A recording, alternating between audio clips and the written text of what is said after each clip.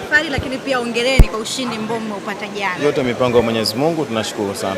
Mmerejea sasa, mipango ikoje kuelekea Muungano Cup kule visiwani Zanzibar? Kama nilivyosema awali, kwanza tunamshukuru Mwenyezi Mungu. Tumemaliza safari ndefu za mikoani, tulikuwa Arusha kama mnavyofahamu, tumecheza mechi 3, tukapata pointi 7 kama sijakosea, na sasa hivi tumepata pointi 3, kwa maana tumepata pointi 10 katika mechi 4. Si mbaya, si haba.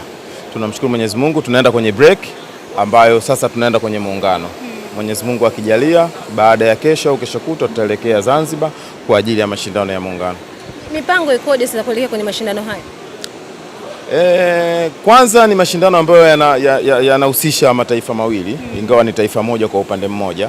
Kwa maana yake ni kitu ambacho kinaunganisha kimichezo, kinaunganisha kisiasa na vile vile kinaunganisha kitamaduni na kwenye kila fikra ambazo zipo katika Tanzania. Kwa hiyo sisi kama sisi tunaenda na kikosi kamili. Tunaamini ni sehemu mojawapo ya mapumziko, lakini sehemu mojawapo ya changamoto kuelekea katika mashindano ambayo yanafuata baada ya season kamili.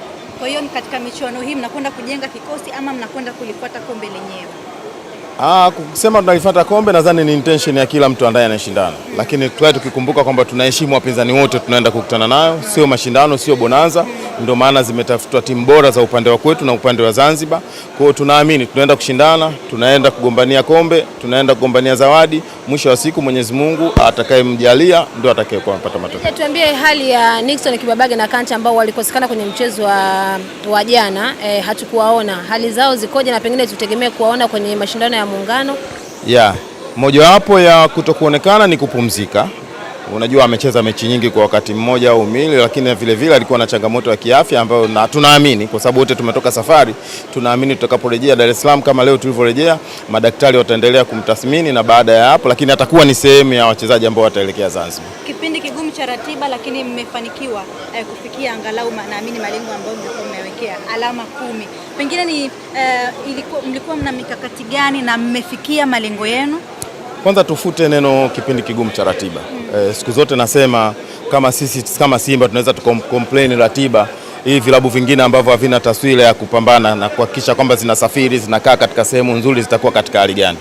Ratiba kutokana na mazingira ambayo tulikuwa nayo. Kwa hiyo lazima ukubaliane na hali.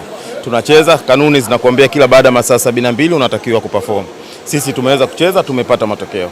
Kwanza ni kwa sababu ya upana wa kikosi, la vile vile kwa sababu unaruhusiwa kusajili wachezaji takriban 40.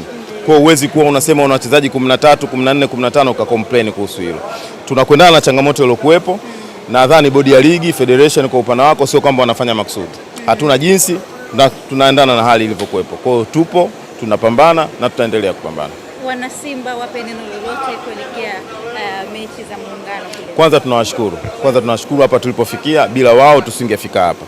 Technical staff, wachezaji, kila mtu anatimiza wajibu wake, na wenyewe tunaomba waendelee kutunga mkono. Tuko kwenye muungano, tukisharudi tuna derby against Young Africans. Kwa hiyo tuhakikisha kwamba tunafanya vizuri mpaka mwisho wa msimu, tuangalie tumechanga karata zetu kwa kiasi gani.